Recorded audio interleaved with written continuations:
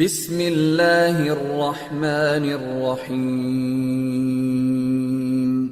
رب زدنی علما۔ آپ یہ سوچ سکتے ہیں، یہ کہہ سکتے ہیں، یہاں یہ سوال آپ کر سکتے ہیں، ہاں ٹھیک ہے کسی کو پتا تو نہیں ہے، لیکن ایسا تو کر سکتا ہے نا آدمی کہ چلو مرنا ہی ہے سب کو ایک دن، تو پہلے ہی اس نے اپنے جو ہے جیسے آج کل ول بنانا کہتے ہیں، پہلے ہی سے ول بنا لیا کہ میرے مرنے کے بعد میری پراپرٹی کا یہ حصہ فلاں کو جائے گا، اور میری جو ملکیت کی چیزیں ہیں یہ حصہ فلاں کو، یہ حصہ فلاں کو، یہ حصہ فلاں کو، وہ اپنی زندگی میں پورا تقسیم کر دیا، وراثت کا کوئی مسئلہ ہی نہیں پیدا ہو۔ یہ آپ کہہ سکتے ہیں، یہ سوال کر سکتے ہیں، لیکن سوچئے تھوڑی دیر کے لیے کہ ایسا کرنے میں کیا نقصانات ہیں، کیا چیزیں پیش آئیں گی، اور کیا ایسا ممکن ہے ہر ایک کے لیے؟ یہ جو ہے پہلو ہے سوچنے کا۔ میں 3 پوائنٹ اس سلسلے کی آپ کے سامنے 3 پوائنٹ جو ہے اس سلسلے کے واضح کرنا چاہتا ہوں۔ پہلا پوائنٹ اس کا یہ ہے کہ سب سے زیادہ اس کا جو خراب پہلو ہے وہ یہ ہے کہ اگر زندگی میں اس نے اپنی یہ ساری چیزیں تقسیم کر دیا تو یاد رکھیے کہ آج کی اولاد پہلے بھی ایسے رہے ہوں گے۔ اللہ تبارک و تعالیٰ کو تو قیامت تک کے حالات کا علم ہے، اسی لیے اللہ تعالیٰ نے جو نظام بنایا ہے بڑا ہی پرفیکٹ نظام ہے وہ۔ تو آدمی نے چلو پہلے ہی تقسیم کر دیا، میرا یہ حصہ میرے فلاں بچے کو، یہ حصہ فلاں بچے کو، یہ حصہ فلاں بچے کو۔ اب یہ سب متعین کرنے کے بعد دو میں سے کوئی ایک بات ہوگی، یا تو یہ کہے کہ مرنے کے بعد ان کو ملے گا،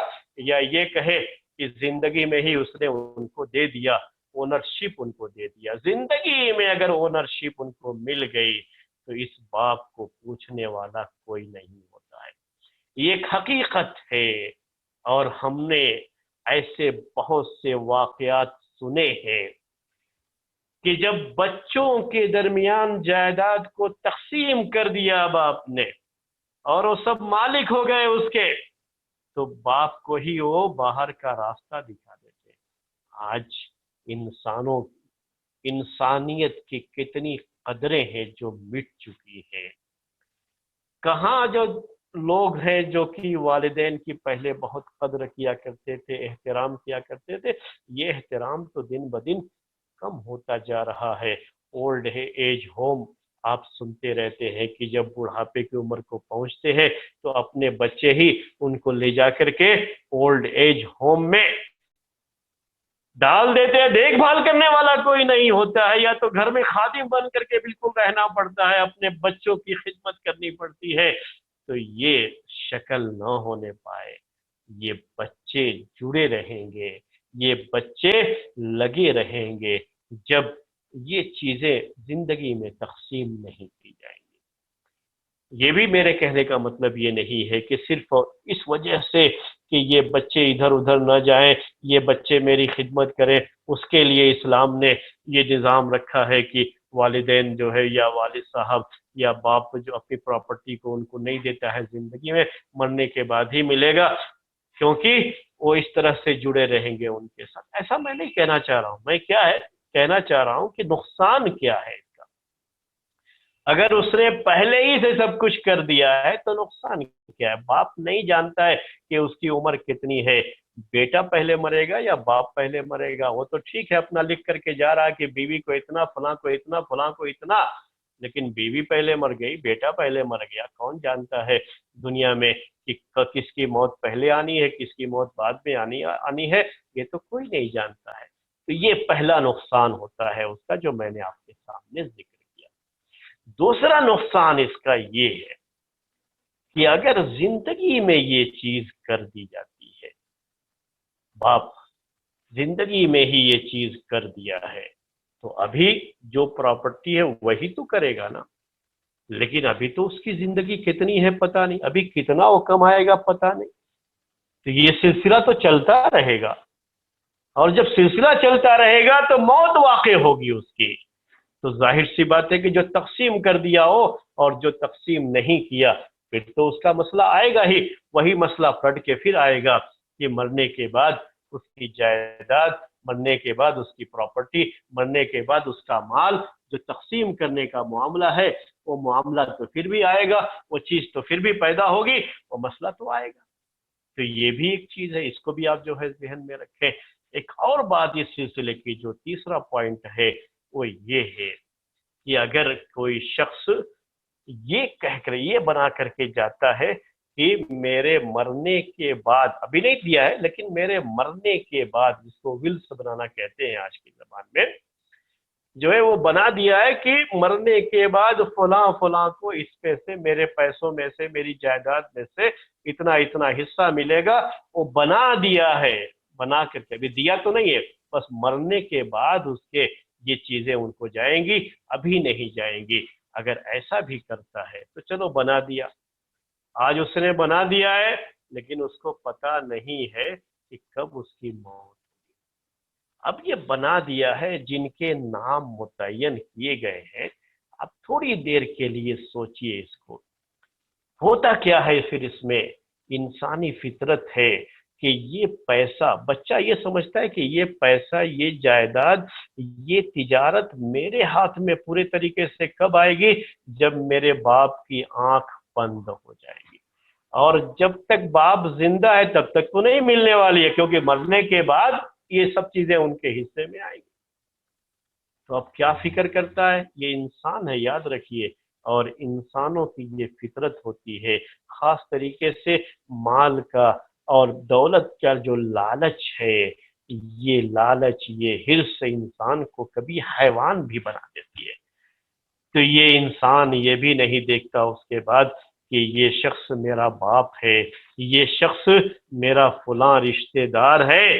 بلکہ صرف اس وجہ سے کہ یہ جلدی سے مجھے حاصل ہو جائے، کبھی خود جو ہے اپنے ہی رشتہ دار کو، اپنے ہی باپ کو، جو اس کے تعلق سے لکھ دیا ہے کہ مرنے کے بعد اس کو یہ ملنے والا ہے، جلدی حاصل کرنے کے لیے اپنے رشتہ دار کو یا تو خود ہی قتل کر دیتا ہے، یا سازش کر کے کسی اور کو پیسہ دے کر کے قتل کرانے کی کوشش کرے گا۔ یہ بڑی خرابی ہے،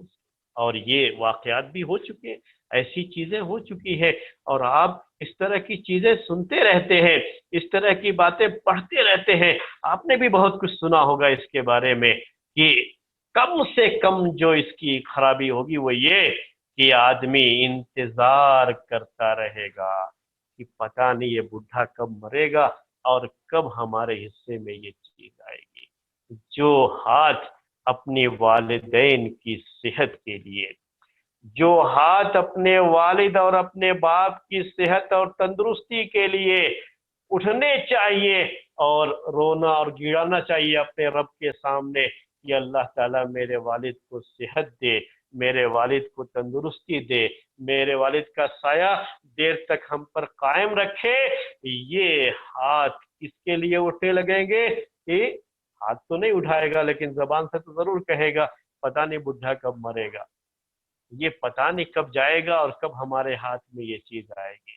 کب تک ہم انتظار کرتے رہیں، کب تک ایسا ہو، کب تک ایسا ہو، ہمیشہ اسی فکر میں لگا رہے گا، کم سے کم یہ چیز میرے بھائیوں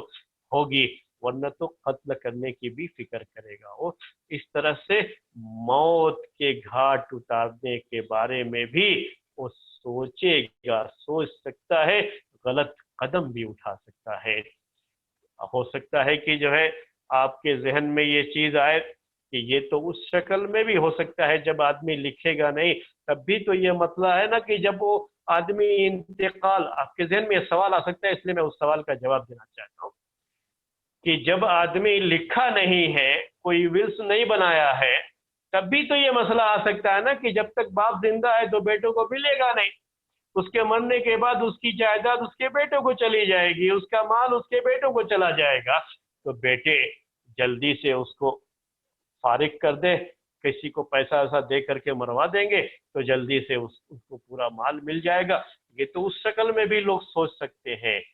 تو یہاں شریعت نے یہی کہتے ہیں کہ اللہ تعالیٰ کا جو قانون ہوتا ہے اس قانون میں یہ ساری چیزیں اس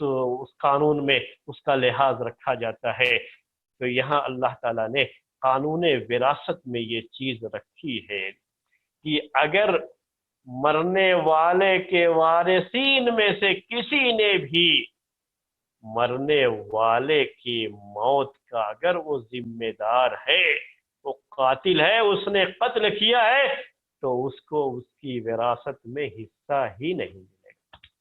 یعنی یہ دروازہ سرے سے بند ہی کر دیا اللہ تبارک و تعالیٰ نے، کوئی اس کے بارے میں سوچ ہی نہیں سکتا۔ اگر یہ سوچ پیدا ہوئی تو سمجھ لیجئے کہ وراثت سے مکمل طریقے سے محرومی ہو جائے گی، وہ وراثت میں حصہ ہی نہیں پائے گا۔